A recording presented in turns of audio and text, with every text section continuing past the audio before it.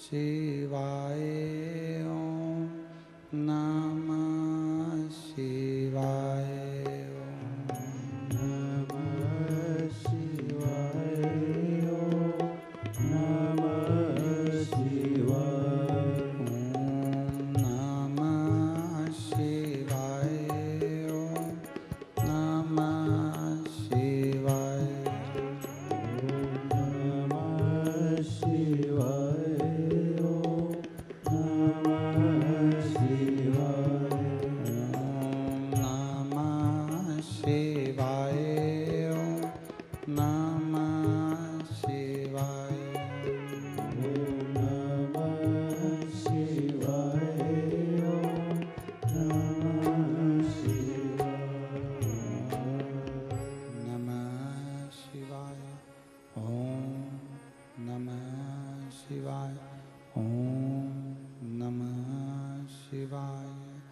ओम नमः शिवाय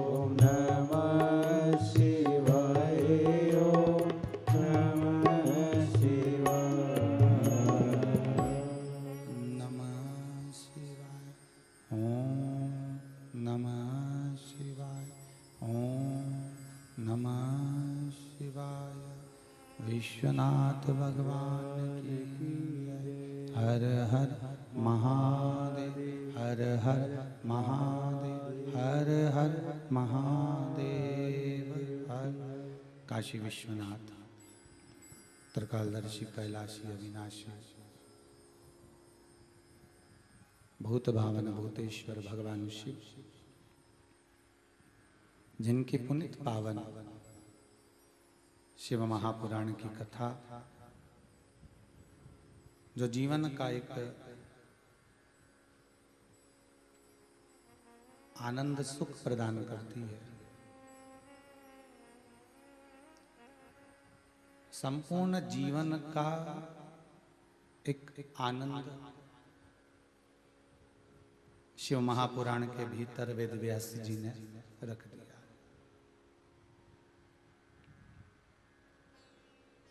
और उस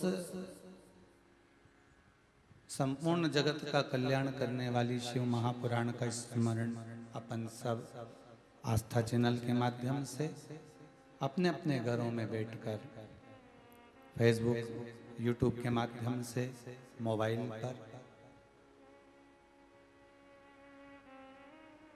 इस पुनित शिव महापुराण की कथा को कुबेरेश्वर धाम से बाबा ओघड़दानी की इस पुण्य आनंदमय भूमि से संपूर्ण विश्व में बैठकर अपन कथा का स्मरण कर रहे हैं, लाभ ले रहे हैं।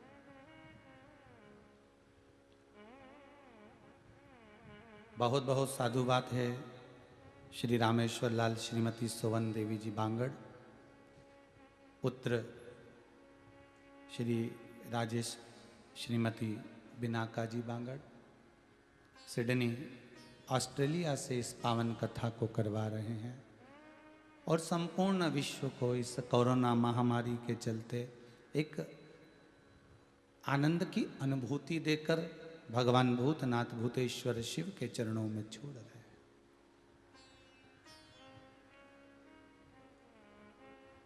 आज कथा का 7वां दिवस है, विराम दिवस है।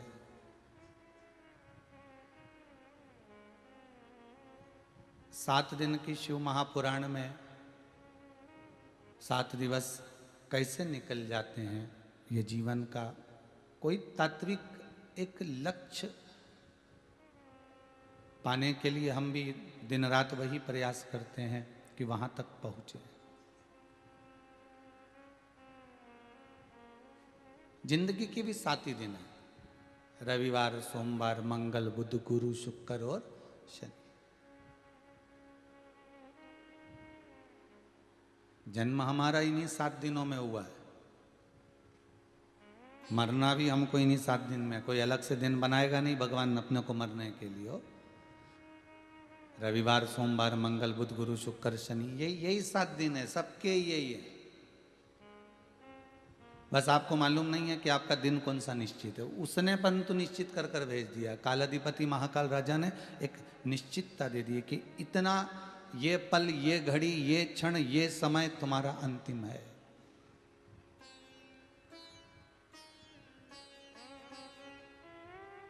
जीवन के भी 7 ही दिन है, रविवार, सोमवार, मंगल, बुध, गुरु, शुक्र, शनि। रविवार को जन्म हुआ, सोमवार को बड़े हुए, मंगलवार को ब्याह हुआ, बुधवार को बच्चे हुए, गुरुवार को बीमार पड़े, शुक्रवार को हॉस्पिटल गए, शनिवार को सीताराम हो गए। 7 दिन तो यूं ही निकल गए। छोटी सी जिंदगी में हम ऐसे ही जीवन को निकाल रहे हैं।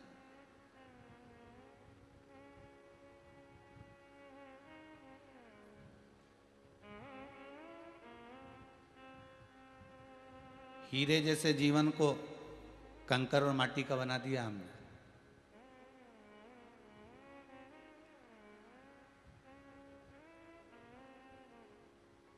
मां को सबसे ज्यादा दुख कब होता है? जम के बोलिएगा जरा। जितने लोग आस्था चैनल के माध्यम से कथा सुन रहे हो, टीवी पर या मोबाइल पर सुन रहे हो, माता को सबसे ज्यादा दुख कब होगा? माता के जीवन में सबसे बड़ा दुख जब होता है कि माँ अपने बेटे को बनाना कुछ चाहती है और बेटा बन कुछ जाता है।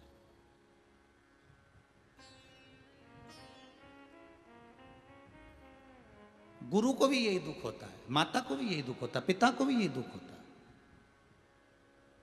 गुरु भी चाहता है कि मेरा जो शिष्य है, जिसको मैंने संवारा है, जिसको मैंने बनाया है और जिसको मैं बाल्य अवस्था से इसको संवारने का प्रयास कर रहा हूं। भाई, सारे फूलों की माला नहीं बनती। बनती है क्या? आपने भी अपनी जिंदगी में कभी तो माला बनाई होगी फूल की। बगीचे में जितने फूल सबकी माला बना दोगे? नहीं। और बड़ी मंडी में से फूल खरीद कर लाओगे और माला बनाना है, तुमको 50 माला बनाना है, 100 माला बनाना है, तो क्या सभी फूल की बना लोगे? नहीं। कौन से फूल की माला बनेगी? पहले फूल वाले ने, माली ने, जो खेत में जो जिसके फूल लगे हुए हैं, सबसे पहले वो माली बगीचे में जाता है और फूल देखता है कि कितने फूल लगे हैं और कैसे फूल लगे। तो क्या माली सारे फूल तोड़ लेता है? नहीं। माली वही फूल तोड़ता है जो माली को प्रिय लगता है।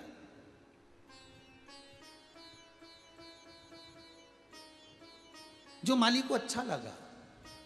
और बड़े बड़े फूल देखकर अच्छे अच्छे, अब ये माला जो ठाकुर जी को चढ़ी हुई है, ये माला जो शिव महापुराण पोथी पर चढ़ी हुई है, इसमें जो फूल लगाए गए बड़े बड़े छाट कर, तो मार्केट में जब वो फूल लेकर आता है तोड़कर, तो ये देखता है कि फूल अच्छे होना चाहिए, बड़े बड़े होना चाहिए, सुंदर होना चाहिए। तो वो फूल वो चुन कर लेकर आया जो अच्छे थे, सुंदर थे, बड़े थे, उनको निकाल कर लिया आया। अब उसने मार्केट में, मंडी में रख दिया, उसको मार्केट में रख दिया, बाजार में रख दिया, किसको बेचना है।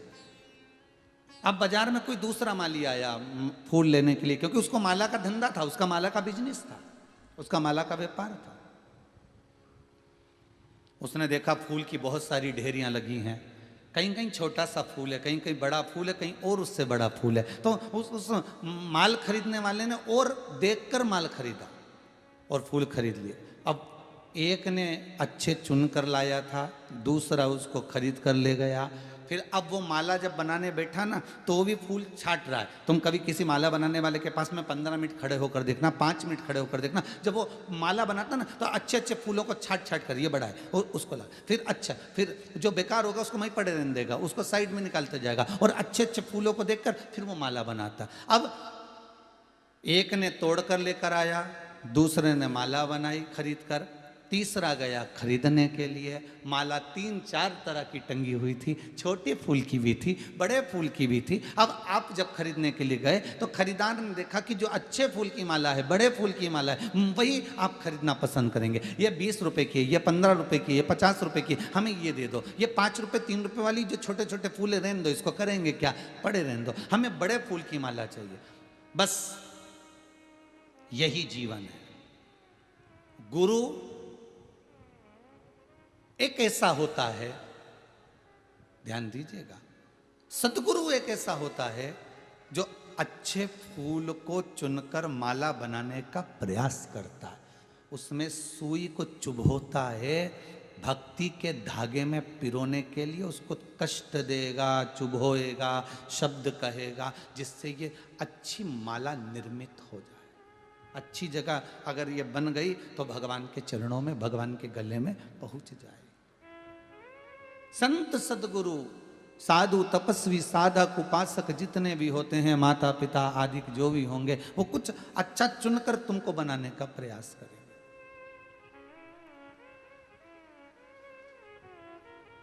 वो अच्छा देने का प्रयास करेंगे।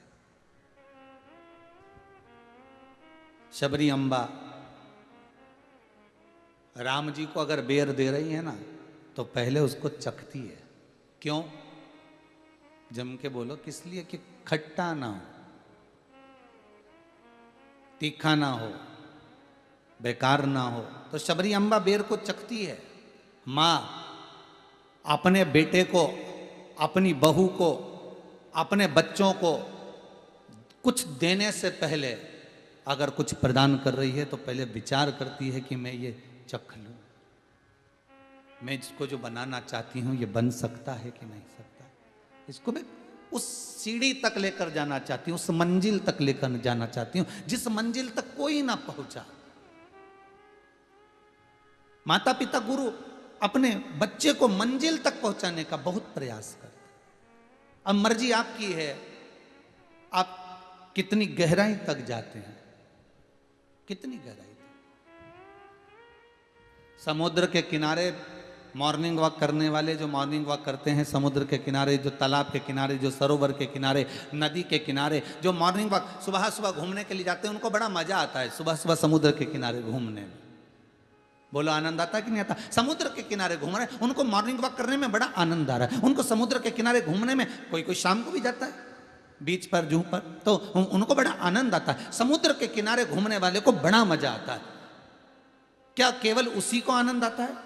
क्या केवल उसी को मजा आता है? केवल उसी को आनंद आता है? नहीं, उससे ज्यादा आनंद जो समुद्र के पानी में खड़ा रहता है, पानी की लहर जिसको लगती है, उसको उससे ज्यादा आनंद आता है। बोलो आता है कि नहीं आता?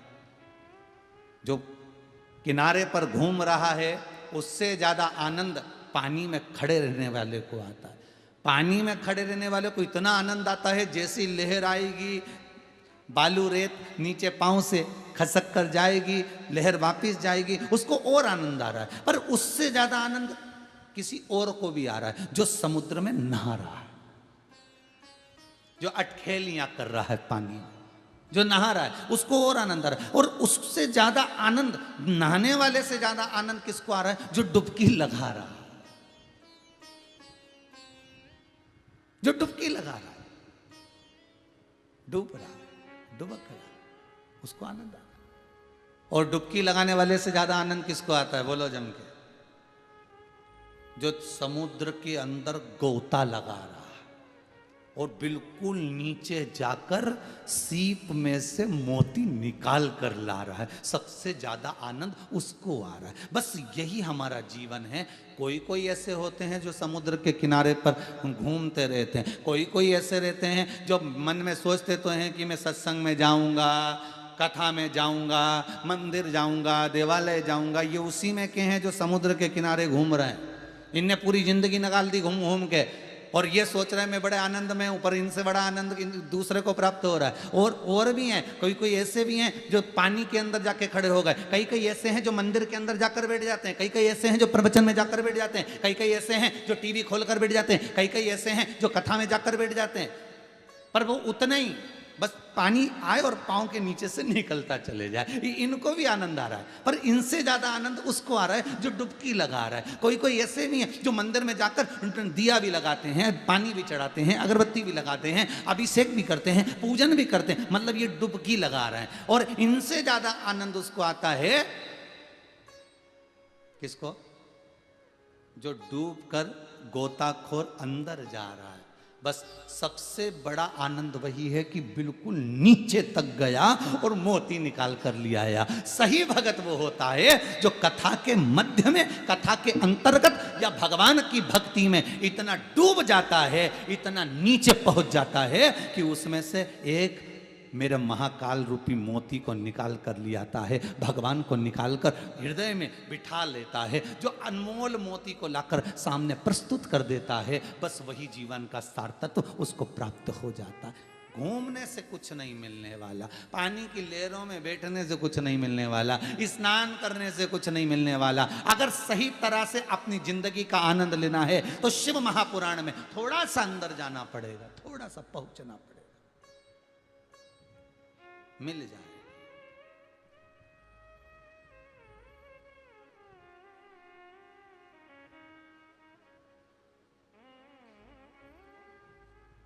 खुश वही है जिसको मोती प्राप्त हो। कितनी कठिनाई में मिलता है मोती, कोई साधारण मिले? जो समुद्र के किनारे रहते हैं उनको ही नहीं मिलता मोती। वही कई बार मोती पकड़ने जाते हैं, मालूम पड़े मगरमच्छ पकड़ के लिए आते है, फिर पकड़ने गए तो मछली पकड़ के लिया, पर मोती नहीं। बहुत कठिन है मोती ढूंढना, नीचे से जाकर डुबकी लगाकर मोती लाओ तो सही। प्रवचन में तो कोई भी जाके बैठ जाए, कथा में तो कोई भी जाके बैठ जाए, रिमोट हाथ में लेके टीवी का चैनल तो कोई भी बदल ले कि थोड़ी देर में ये कथा सुनूंगी, थोड़ी देर में शिव महापुराण की कथा सुनूंगी, कोई भी बदल ले। ये तो केवल बाहर की प्रतिक्रिया, अंदर की प्रतिक्रिया में जाना। कथा में इतने रम जाना है, ऐसे रम जाना है कि फिर याद बन जाए कि कथा फिर कब होगी, कब मिलेगी, कैसे मिलेगी, और कैसे मैं उस मोती के पास में पहुंच सकता हूं। कोई गोताखोर पहले तैरना सीखता है, पहले डुबकना सीखता है, पहले अंदर तक जाना सीखता है, और वो किसी गुरु के पास में बैठकर ही गोता लगा सकता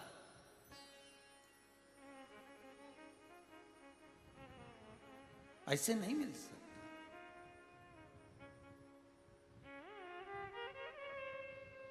जिन खोजा तिन पाया, जो खोजेगा उसको मिल जाए। अब आप खोजो ही नहीं और कहो कि मिल जाए। अपने तो बस हमने हनुमान चालीसा पढ़ी साहब, बस जोरदार। हम तो 5-5, 6-6 बार हनुमान चालीसा पढ़ते हैं। हम राम रक्षा स्तोत्र का पाठ करते हैं, हम एकादशी का व्रत करते हैं, हम सोमवार का व्रत करते हैं, हम ये करते हैं, हम वो करते हैं। पर कोई तुमसे पूछे कि तुम डुबकी लगाए?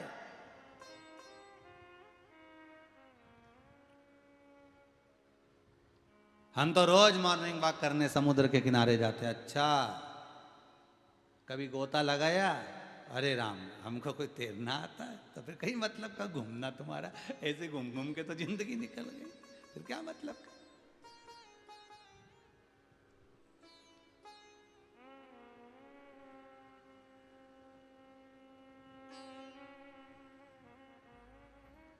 जो डूब गया भगवान की भक्ति के अंदर, इतना डूब गया, इतना डूब गया, उसको भगवत रूपी मोती मिल गया, परमात्मा रूपी मोती प्राप्त हो गया।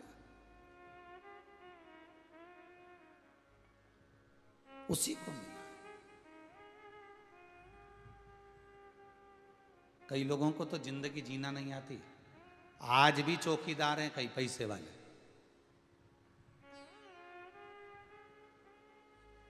रोज घर से निकलते हो ना, दरवाजे पे जो चौकीदार खड़ा रहता है ना, उसको देख लिया करो और खुद को देख लिया करो। तुम में और चौकीदार में कोई अंतर नहीं है।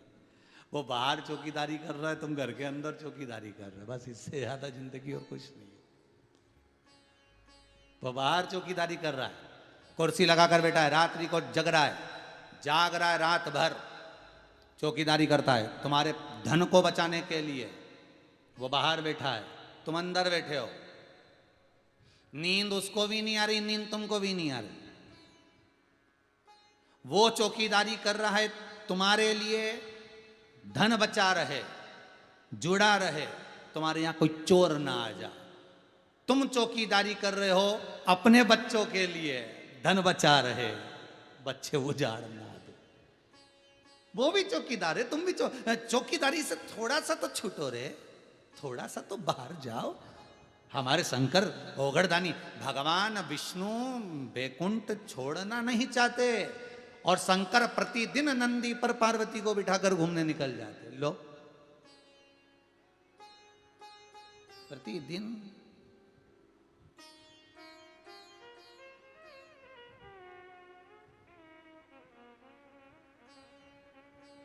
ये सूरत वाले सोमानी जी पहले कथा कराए, हम इनको देखकर हमने पहले भी कहा था, आज फिर कहते हैं कि ये दोनों पति पत्नी का कहना रहता है, भैया जी बोलते हैं तो हम वापिस आ जाते हैं घूमने के लिए, चल देते हैं। बस यही है, समझ लो ये चौकीदारी नहीं है। इसी को कहते हैं कि चौकीदार नहीं होना।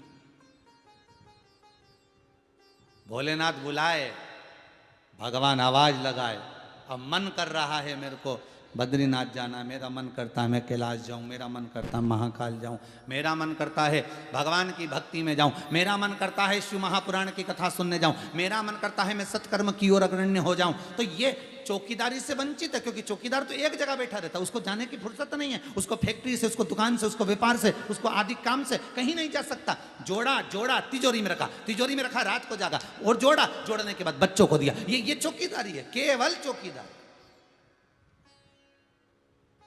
अरे संसार में कई ऐसे भी हैं कि बेटों के ब्याह हो गए, बेटियों की शादी हो गई, सब काम धंधे से लग गए, व्यापार व्यवसाय से लग गए, उसके बाद भी आसक्ति भरी हुई है कि अभी भी और कमाना है, और जोड़ना है, और जोड़ना है, कहीं बच्चों के लिए, कहीं बेटियों के लिए, कहीं दामादों के लिए, कहीं इसके लिए, कहीं उसके लिए, और जीवन गंवा दिया, परमात्मा के भजन में नहीं लगा। केवल चौकीदारी कर रहा, केवल चौकीदारी। धन का सही मालिक कौन है?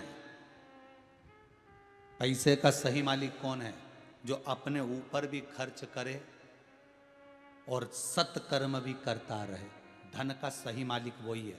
केवल जोड़ा जोड़ा जोड़ा जोड़ा जोड़ा और मालूम पड़े ऐसी कोरोना महामारी जैसी तीसरी चौथी लहर आ गई, न मालूम पड़े निपटी गया और सब धरा की धरा रह गया। तो कई मतलब का जीवन, फिर वो क्या मतलब का, फिर वो किस काम का?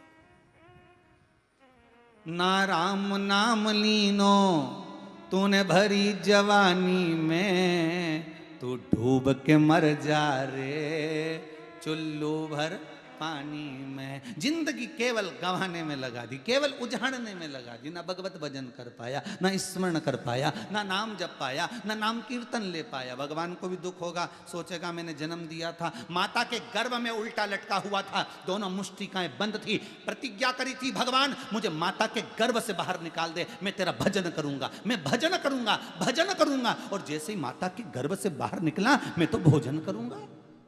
भजन गाया, 3-4 बार खाए, कभी राम गुण ना गाए। हरि जीभ्या, पूरे शरीर में सबसे आलसी डिपार्टमेंट है जीवान। चुगली में घंटों निकाल दे, लड़ाई में 2-3 घंटा मालूम ही नहीं पड़ने दे। ऐसी भगवान को भी मालूम था बहुत गजब, इसलिए इसको 3 जगह से बांधा है। जीवान का भी कांच में ऊंची करके देखना, 3 जगह से बांध के रखी, टपर टपर मत करना।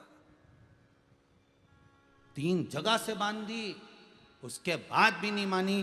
तो अब लक्ष्मी जी ने भगवान विष्णु से कहा कि प्रभु ये इसका कुछ करो। भगवान बोले चिंता मत कर, इसके लिए 32 सैनिक लगा देता हूं। जब ज्यादा चबड़ चबड़ करेगी तो 32 सैनिक काट खाएंगे। तो दांत लगा दिए 32 कि ज्यादा निकले नहीं तो निपटा दो, और वहीं काट दो। तो कहीं जो जल्दी जल्दी ज्यादा ज्यादा बोले नहीं खाता पीता तो उसकी काट दे, और तुरंत काटे वो जीवान को। अब उसमें से खून निकले, और सबसे क्या मर्द कटी गई, लोगों की नाक कटे कि जीवान कटे। तो भी नहीं समझ में आए कि क्यों कटी। उसके बाद भी लक्ष्मी जी ने कहा प्रभु अब क्या करें, ये तो फिर भी नहीं मान रही। तो भगवान ने कहा चिंता मत कर, 2 दरवाजे लगा दूं उसमें बंद रहेगी। होठ लगा दिए बंद रहे, फिर भी नहीं मान रही। गजब, तो भी बोलने में पीछे नहीं आए। सबसे आलसी डिपार्टमेंट है पूरे शरीर में जीवान, बहुत आलसी। राम नाम के आलसी, खाने के होशियार, तुलसी ऐसे जीव को बारंबार धिक्कार। बताओ खाने के नाम क्या स्वाद बताए, दही बड़ा अच्छा बना साहब, कड़ी अच्छी बनी साहब, दाल अच्छी बनी साहब, रोटी अच्छी बनी साहब, चाय तो 1 नंबर बनी साहब, कॉफी बहुत बढ़िया बनी साहब, क्या जोरदार कुरकुरा है, क्या जोरदार वेपर्स है, स्वाद इतना जोरदार बताए तुरंत। और जैसे इसको कह दे तू जितना खाने का स्वाद बताए उतना राम नाम का क्यों नहीं बताए, और इसको बिठा दो राम राम जपने के लिए, फिर जा जीवान देख जे जरा, राम राम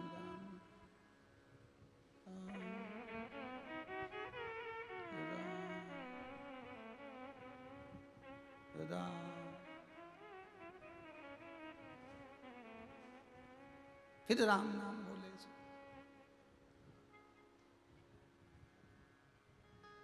कहां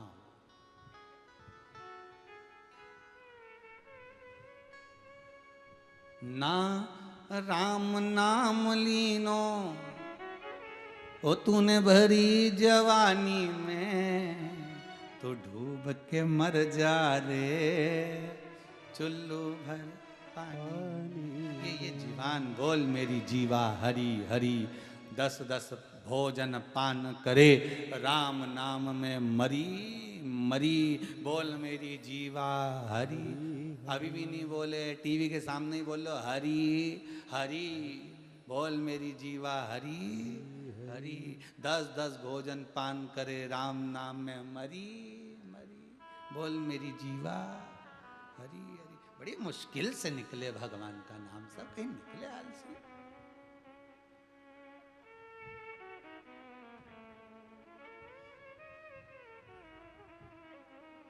आधा घंटा तुम भगवान के सामने बैठो नहीं, आसन लगा के भगवान का पाठ करने, तो तुम्हारा मन नहीं लगे। और 2 घंटा ओटले पे चुगली करने बैठे तो ऐसा मन लगे साहब। किसी की बुराई तो चालू करो बस। तुम गाड़ी में सफर करो, अच्छा सफर करो और बोर हो रहे हो, तो किसी एक टॉपिक पे किसी की बुराई करना चालू कर दो। कब इंदौर आ जाएगा, कब उज्जैन आ जाएगा, कब भोपाल आ जाएगा, मालूम ही नहीं पड़े साहब, टाइम निकली गया तुरंत।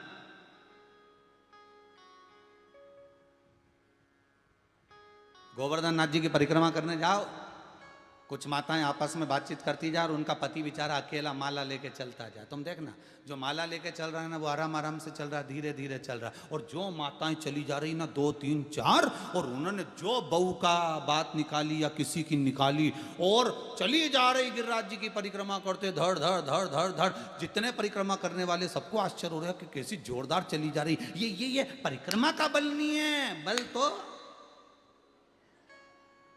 निंदा का आ रहा है, चुगली का आ रहा है।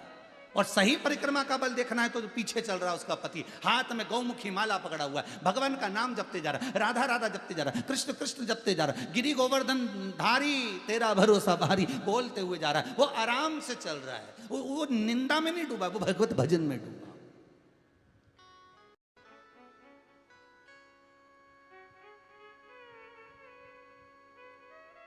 और माताओं को जब थोड़ी बहुत देर बाद याद आ जाए ना पति की, तो फिर अब जल्दी चलो,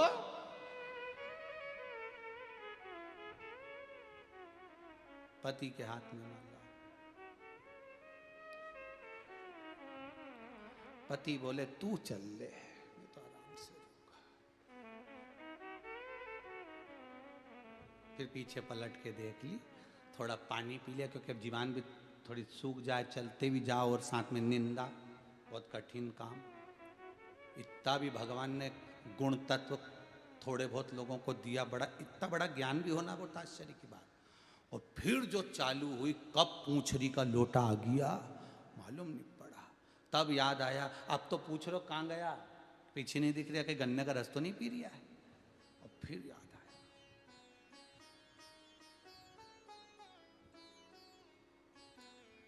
अब पहुंच गई जतिपुरा तक। बात करते करते करते करते गिरिराज बाबा को दंडवत करा। गोवर्धन नाथ जी भी सोचे गजब की आई रे, खुद तो चुगली करी और मेरी परिक्रमा में करी, मुझे भी सुना दिया सब कुछ हो।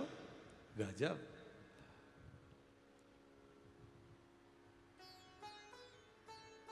और फिर पति पहुंचा और कहा, क्यों तुम तो लेट हो गए आने में, हम तो कब के पहुंच गए, आधा घंटा हो गया, पहले ही पहुंच गए, पहले ही। पति बोला, बस तुम में और मुझ में अंतर यही है, तुम यहां पहले पहुंच गई हो, हम वहां पहले पहुंच गए, तुम में और अंतर बस यही है। हम भक्ति में इतने डूबे हुए हैं, भजन में इतने डूबे हुए हैं, भगवत स्मरण में, हरे राम राम हरे हरे, हरे कृष्ण कृष्ण कृष्ण हरे हरे, हम उसमें डूबे हुए।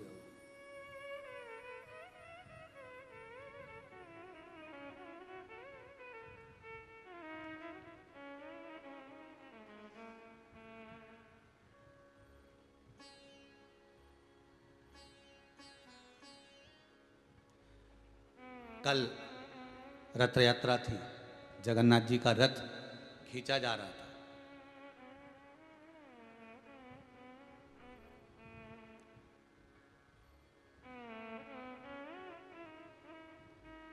तो कोई बोल रहा था, जगन्नाथ भगवान की रथ की रस्सी को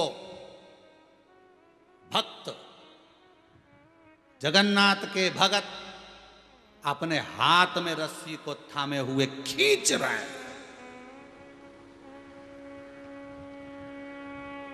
कल जगन्नाथ जी का रथ यात्रा थी, तो बता रहे थे, न्यूज वगैरह में चल रहा था, भगवान जगन्नाथ का रथ भक्त अपने हाथ में भगवान जगदीश की रस्सी के रथ को पकड़कर हाथ में थाम कर उस रस्सी को खींच रहे हैं।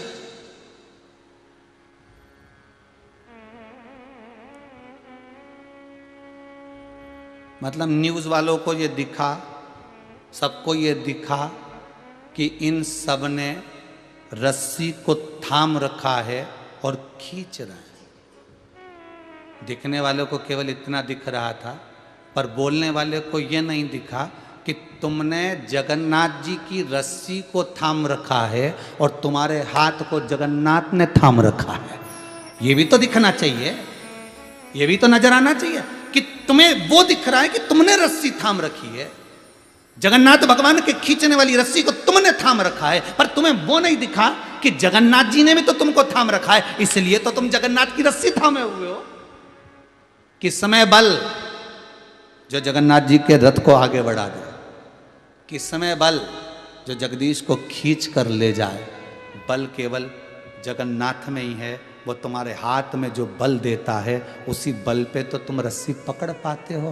नहीं तो दुनिया में कई ऐसे पड़े हैं जो हाथ थर थर काँप रहा है, पलंग पर पड़े हैं, गिरे हुए हैं, कहीं जा नहीं सकते, आ नहीं सकते, हाथ से काम नहीं कर सकते, ये हाथ चले तो ये नहीं चले, ये चले तो ये नहीं चले, तो ऐसे भी हैं। पर जगन्नाथ ने तुम्हारा हाथ अपने हाथ में थाम रखा है, इसलिए तुम फैक्ट्री भी चला रहे हो, दुकान भी चला रहे हो, घर भी चला रहे हो, परिवार को भी चला रहे हो, व्यापार भी कर रहे हो, व्यवसाय भी कर रहे हो, और माला भी जप रहे हो, तो सेवा भी कर रहे हो, तो दान भी कर रहे हो, तो पुण्य भी कर रहे हो। कभी इस भरोसे में मत रहना कि तुमने रथ की रस्सी को पकड़ रखा है, इस भरोसे में रहना कि जगन्नाथ ने तुम्हें पकड़ कर रखा है, इसलिए करवा रहा है, इसलिए सेवा दे रहा है, इसलिए दान करवा रहा है, इसलिए पुण्य करवा रहा है, इसलिए सत्कर्म करवा रहा है, इसीलिए फैक्ट्री, दुकान, व्यापार, व्यवसाय सब वो करवा रहा है। उसने तुमको थामा है, तुमने उसको नहीं।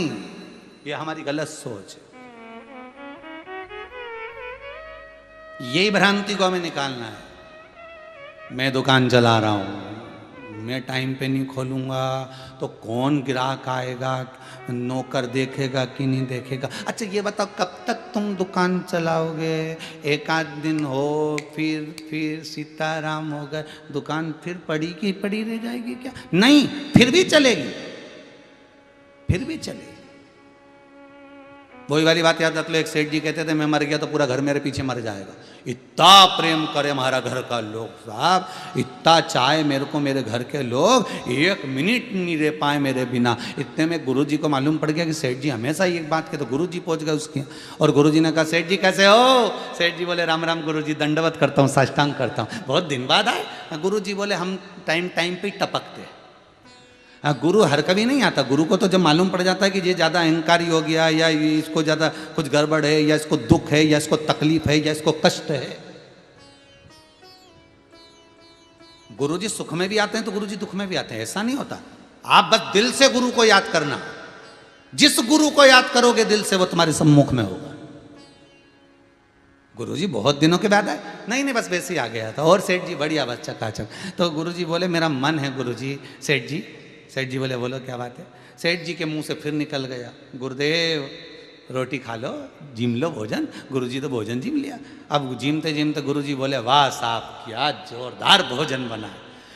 तुम्हारे यहाँ के भोजन के बराबर दुनिया में कहीं भोजन नहीं मिलता। मैं इतनी जगह जाऊं पर भोजन तो तुम्हारे यहीं का मिलता।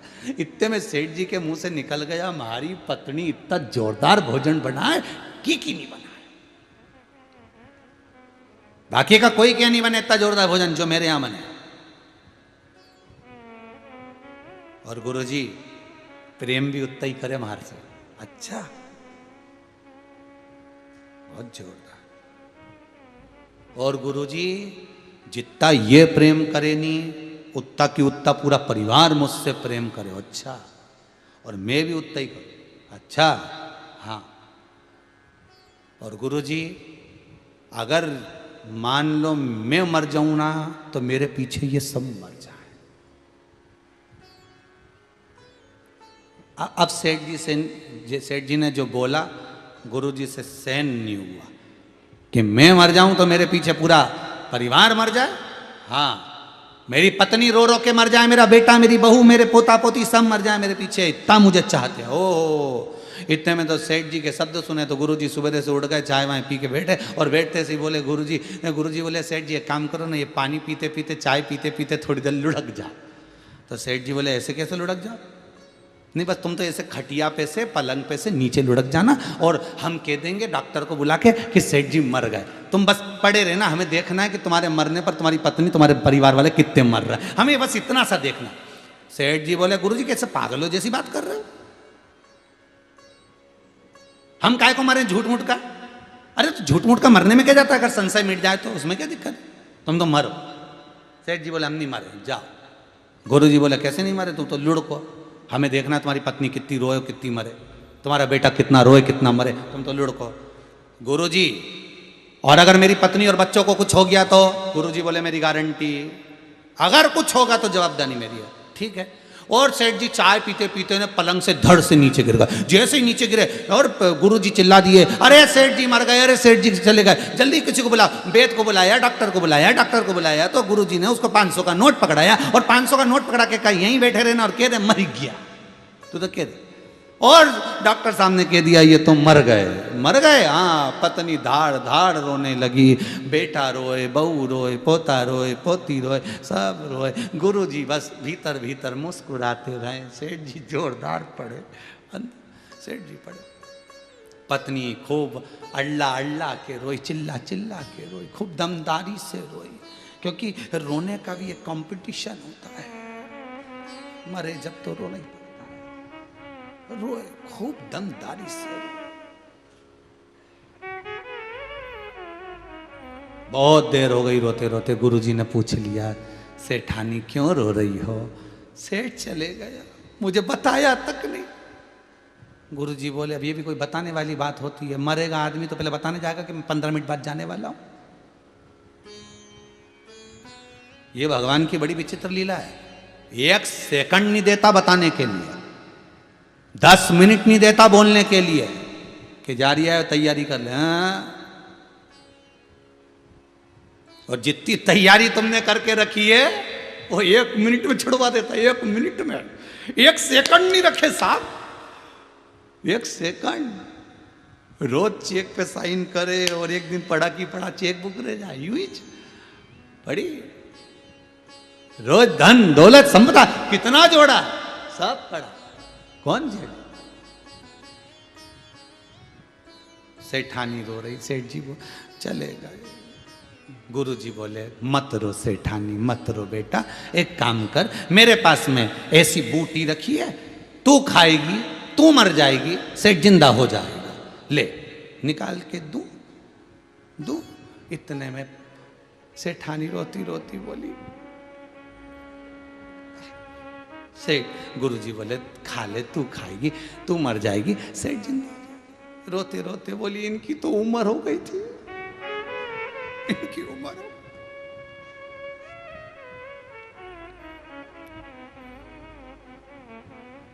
इनकी तो उम्र हो गई थी।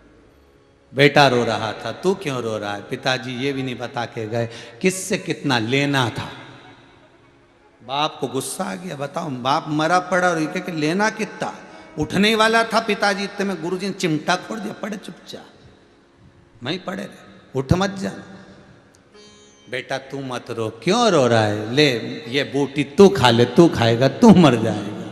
बेटा रोते रोते बोला पिताजी कह रहे थे बेटा सब तुझे ही संभालना है, अब जान दो, क्या कर सकते हैं, अपने हाथ में, अब उम्र भी थी तो। सेठ जी को लगा पत्नी बताओ के उम्र, और अभी 3 दिन पहले बोल रही थी कि तुम तो जवान दिखते हो, और अभी क्या कह रही उम्र हो गई बूटी खाने के नाम पे। बेटे की भी उम्र बोल रहा है, पिता की उम्र हो गई। छोटा सा बच्चा रो रहा था, पोता तू क्यों रो रहा है? दादाजी चले गए, कुरकुरा कौन दिलाएगा, वेफर्स कौन दिलाएगा, टॉफी कौन दिलाएगा। इतने में गुरुजी बोले ले बूटी तू खा ले, तू खाएगा तू मर जाएगा, थारा दादा जिंदा हो जाएगा। पोता रोते रोते बोला गुरुजी तुम्हारे कोई आगे नहीं, तुम्हारे कोई पीछे नहीं, तुम नहीं खा लो। सब मिलके वो गुरुजी को बूटी खिला रहे थे, खुद ना खा रहे।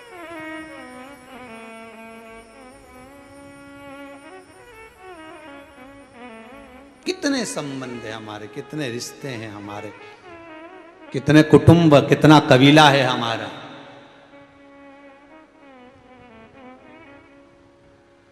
कोई नहीं साथ देने वाला। अंतिम समय में तो केवल वो कैलाश अधिपति नंदी को लेकर तुम्हारे सामने खड़ा होगा अगर तुमने शिव महापुराण की कथा को श्रवण करा है, यदि तुमने शंकर का अनुमोदन करा है, यदि तुमने शिव का स्मरण करा है, अंतिम समय में वही खड़ा मिलने वाला है जिसका तुमने भजन किया है, जिसका तुमने भजन किया। कितना सुंदर लिखा है गर्ग संहिता में, व्यक्ति जो दान करता है, व्यक्ति जो पुण्य करता है, व्यक्ति जो सत्कर्म करता है, व्यक्ति के हाथ से अगर एक अन्न का दाना भी दान हो रहा है, व्यक्ति के हाथ से एक गौ माता को रोटी भी जा रही है, एक अन्न का निवाला, एक चारा का भाग भी जा रहा है, व्यक्ति एक भाग जरा सा अगर कोई बच्ची कन्या आदि के विवाह आदि के पढ़ाई विद्या में भी लगा रहा है, कोई गरीब को भी अगर सत्कर्म की ओर लगा रहा है, गर्ग संहिता कहती है मरते समय पुण्य की फाइल उसके हाथ में रख दी जाती है। जैसे मरने वाले व्यक्ति के हाथ में पिंड रखा जाता है, उसी तरह ऊपर जाते समय जीवात्मा के हाथ में पुण्य की फाइल रखी जाती है कि इसने ये पुण्य करा है, ये सत्कर्म।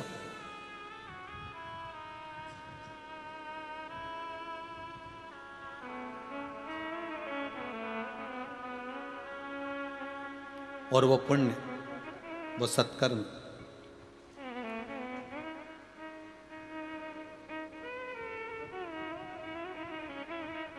वो पुण्य, वो सत्कर्म जीवन का एक आनंद देगा।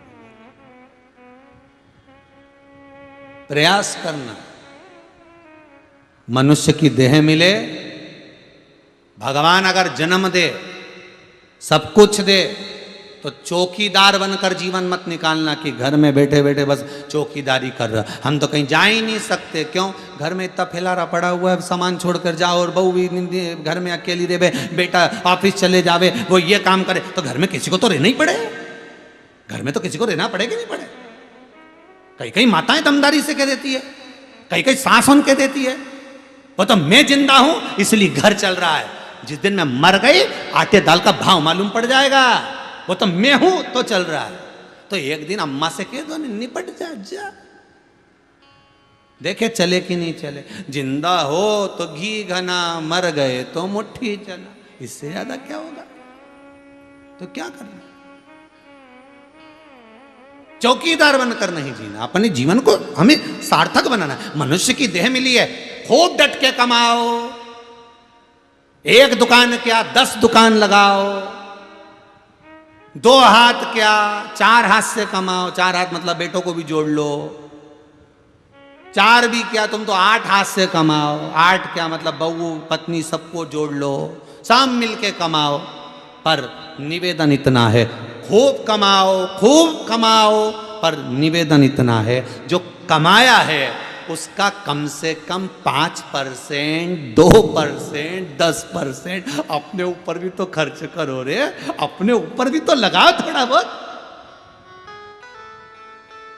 बहू को हार देना है, बेटे को अंगूठी देना है, सास को ये देना है, ससुर को ये देना है, उसको ये देना है, ननन को ये देना है, अपने लिए क्या करा।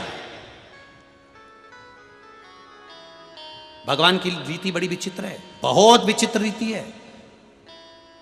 बादाम देता है खाने के लिए, तब दांत निकलवा देता है। क्या निकलवा देता है? जम के बोले जरा। जब बादाम देगा तब दांत निकाल लेगा, जब दांत देगा तब बादाम नहीं देगा।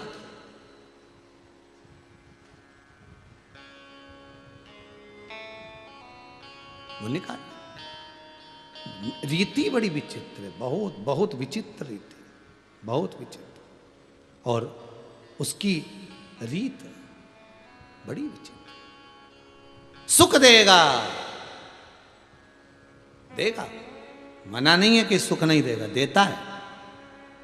व्यक्ति एक बात बस याद रखना, अपने जीवन में उतार के रखना एक बात को, अपनी जिंदगी में दुख ना आए यह संभव बात है। ऐसा कोई मनुष्य नहीं जिसके जीवन में दुख नहीं आएगा।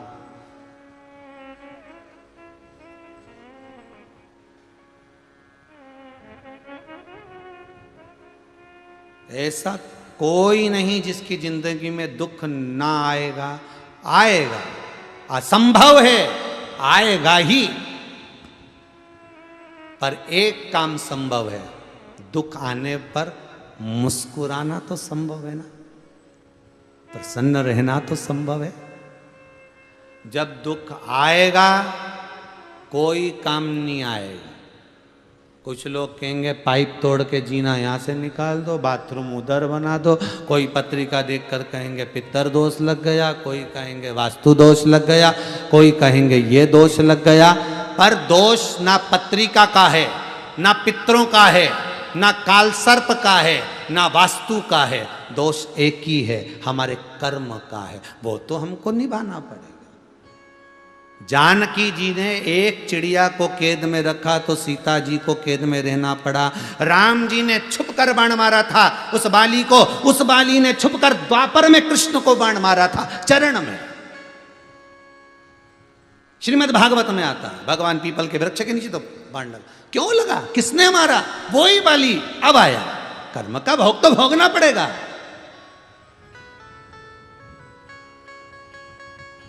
फिर वही बात याद आ गई, किसी से मत डरो, कोई से मत डरो। तुम क्यों डरो? तुम तो वेद और पुराण से मत डरो, धर्म और शास्त्रों से मत डरो, अपने माता पिता से मत डरो, घर के बुजुर्गों से मत डरो। तुम किसी से मत डरो, ना मंदिर, ना देवालय, ना गुरु, ना शिष्य, किसी से मत डरो। पर एक से डरना, अपने कर्म से जरूर डरना, क्योंकि कर्म का भोग तो परमात्मा को भी भोगना पड़ता है, भोगना तो पड़ेगा। मत डरिए।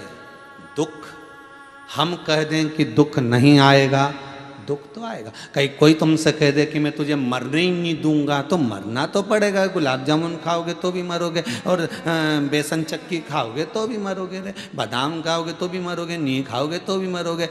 तुम चाहे ऐसे एक्सरसाइज कर लो, चाहे योगा कर लो, चाहे कैसे भी कर लो, चाहे पैदल चल लो, चाहे कितने, मरना तो निश्चित है। वो तो भगवान अपना कोटा तो पूरा कर लेगा। लंकाधिपति रावण के पास में तो स्वयं 33 कोटि देवता उसकी लंका में बंधे पड़े थे। यमराज तो हाजिरी बजाता था, स्वयं यमराज हाजिरी बजाने जाते थे लंकाधिपति रावण के। क्या रावण नहीं मरा? अरे बोलो तो, मरा कि नहीं मरा? मरा नहीं, मरना तो पड़ेगा। बोले तुम्हारे इस नाभि में अमृत भर लो, चाहे कुछ भी कर लो, मरना तो पड़ेगा। तो जब मृत्यु निश्चित है तो एक काम करो ना, भजन करते करते मरो, स्मरण कर कर, दान कर कर, पुण्य कर कर, सत्कर्म कर कर अपने प्राणों को त्यागो। जब प्राण ऐसे त्यागोगे तो फिर जन्म नहीं होगा, ये पक्का। और आप में से अगर कोई वापिस जन्म लेना चाहता है तो मना भी नहीं है साहब, तुम तो खूब आराम से खूब पाप करो रे दादा, कहीं रखा है क्या? रखा? तुम तो करो।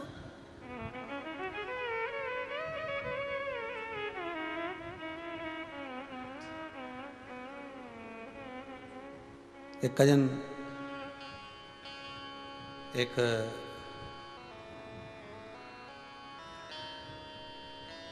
रामू काका का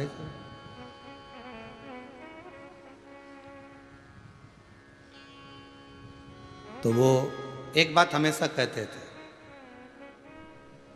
मिश्रा जी, हमने कहा हाँ काका सुनो, हम मरने के बाद बैकुंठ नहीं जाना चाहते। तो हमने कहा काका कहाँ जाओगे? नरक।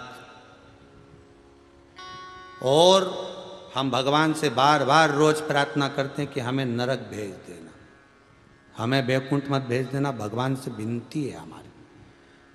और वो के रामू काका बोले तो कहे मिश्रा जी आप भी भगवान से विनती करना कि हम मरें तो हमको नरक भेजे, स्वर्ग मत भेज देना। तो हमने पूछ लिया, तुम बार बार जब भी सियोर आते हो तो एक ही बात कहते हो कि हम बस, वो गांव के तो थे, तो कहे हमसे बस भगवान से इतना कहना कि हम मरें तो हमको नरक देना, स्वर्ग मत देना। तो हमने कहा तुम्हें दिक्कत क्या है स्वर्ग जाने से, तुम्हें तकलीफ क्या स्वर्ग? हम तो बस भगवान से इतना ही कहेंगे कि हमको नरक भेजना, हमको स्वर्ग नहीं जाना। तो हमने कहा रामू काका तुम बार बार एक ही बात कहते हो, जब भी आओ मिलने के लिए एक ही बात कहते हो कि हमको नरक भेजना, स्वर्ग मत भेजना। तो स्वर्ग से तकलीफ क्या तुमको ये बताओ कि नहीं, हमारा पूरा गांव नरक में मिलेगा तो हम अकेले स्वर्ग में क्या करेंगे?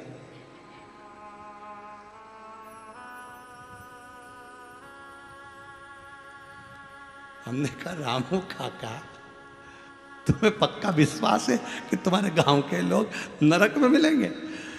2-4 लोग मिल सकते हैं स्वर्ग में, पर उनसे हमारी अच्छी पटती नहीं है, क्योंकि ना तो हमारे पास में छुट्टी लगाने बैठते ना वो हमारे पास में कोई गलत काम, तो उनसे हमारी पटती नहीं है, और पटती नहीं है तो उनके साथ स्वर्ग में रह के करेंगे, इसलिए हमको जाना ही नहीं, हमें तो नरक जाना। जिससे हमारी अच्छी पटे वो सारा गांव का लोग वहीं मिलेगा सब। हमने कहा रामू काका तुम्हारी यही बात तो तुम्हें स्वर्ग पहुंचा देगी, तुम्हारी यही बात तुम्हें स्वर्ग पहुंचा देगी।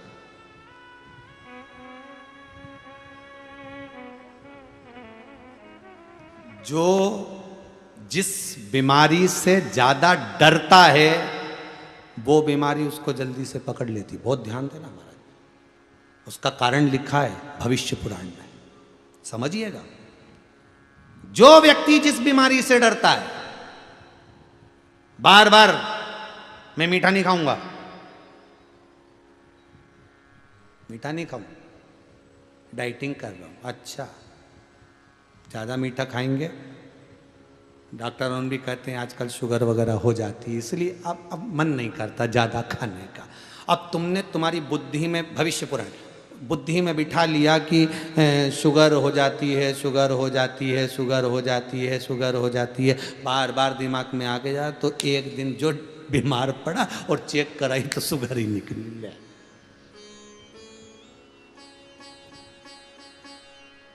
पॉजिटिव सोचो। अरे रोज लोग अपने अपने मोबाइल में एक वो डालते, स्टेटस डालते, क्या बोलते हैं, रोज डालते और अच्छा अच्छा डालते।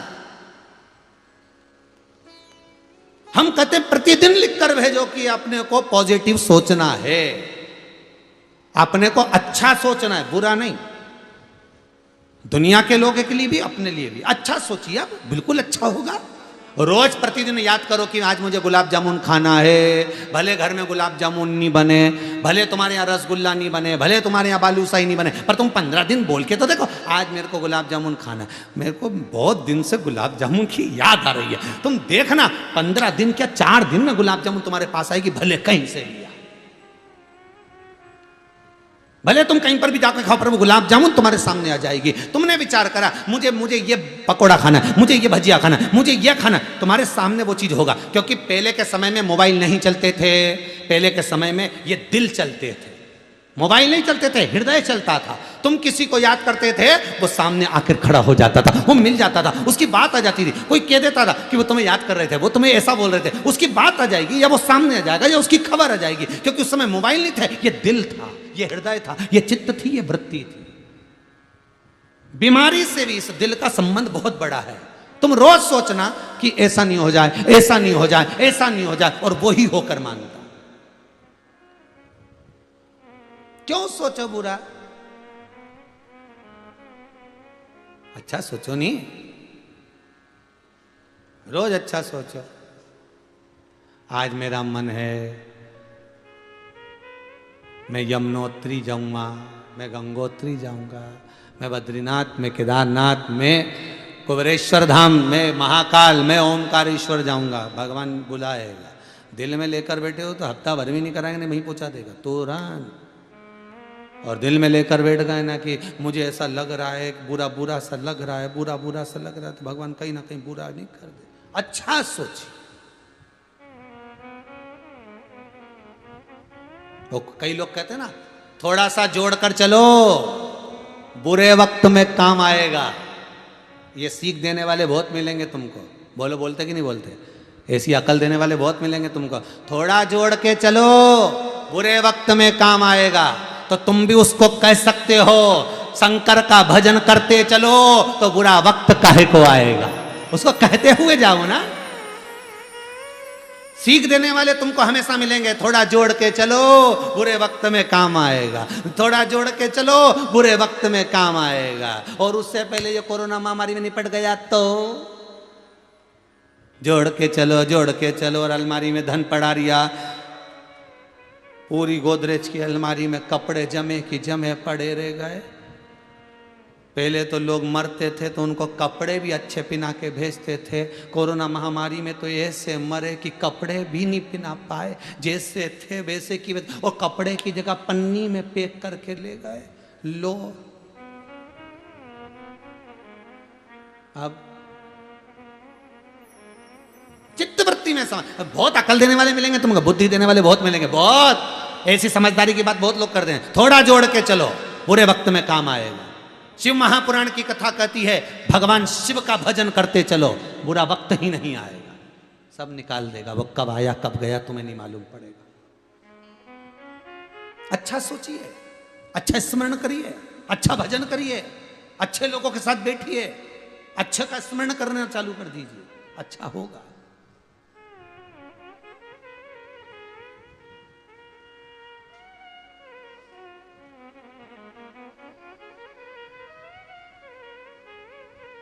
बस जितना उत्तम सोचोगे उतना उत्तम ही हमें प्राप्त होगा।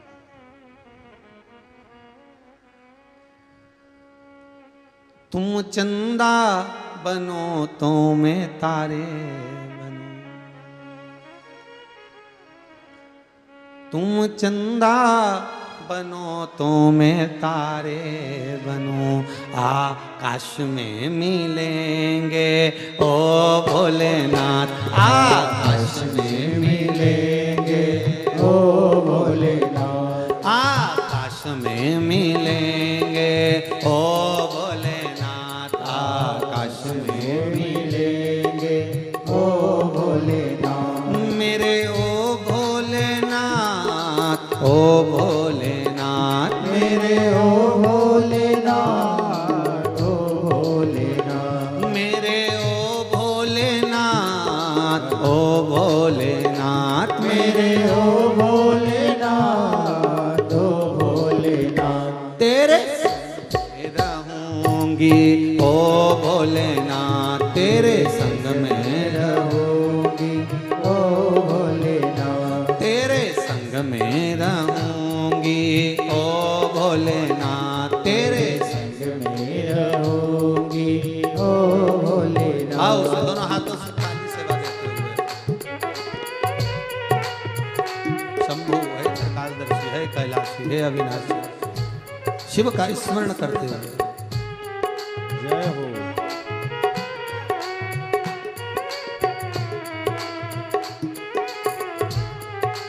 जय हो।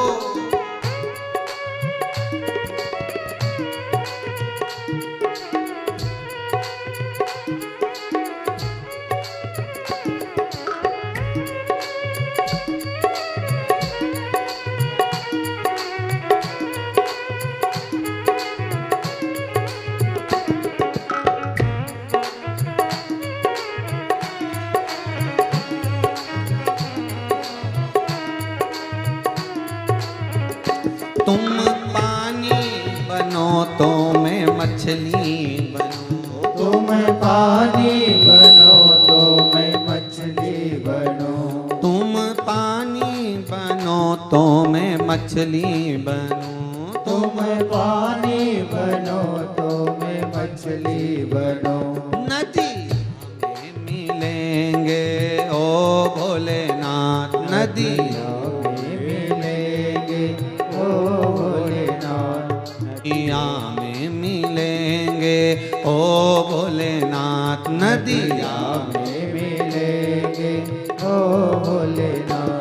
मेरे ओ भोलेनाथ, ओ भोलेनाथ, मेरे ओ भोलेनाथ, ओ भोलेनाथ, मेरे ओ भोलेनाथ, ओ भोलेनाथ, मेरे ओ भोलेनाथ, ओ भोलेनाथ। तेरे जय हो। ओ भोलेनाथ, तेरे संग में रहोगी ओ भोलेनाथ। जय हो।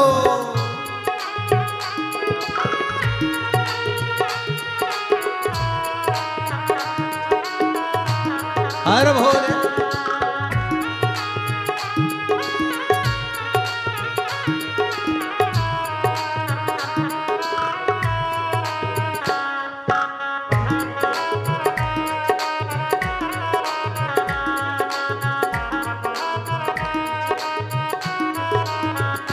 तुम पुष्प बनो तो सुगंध बनो, तुम पुष्प बनो तो सुगंध बनो, तुम पुष्प बनो तो सुगंध बनो, तुम पुष्प बनो तो सुगंध बनो।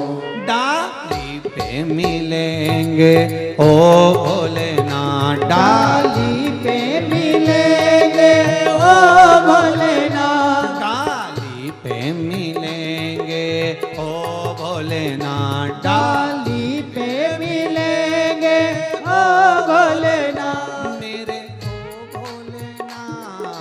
ओ भोलेनाथ, मेरे ओ भोलेनाथ, ओ भोलेनाथ, मेरे ओ भोलेनाथ, ओ भोलेनाथ, मेरे ओ भोलेनाथ, ओ भोलेनाथ। तेरे संग में रहूंगी ओ भोलेनाथ, तेरे संग में रहूंगी ओ भोलेनाथ, तेरे संग में रहूंगी ओ भोलेनाथ, तेरे संग में रहूंगी ओ भोलेनाथ, तेरे संग में रहूंगी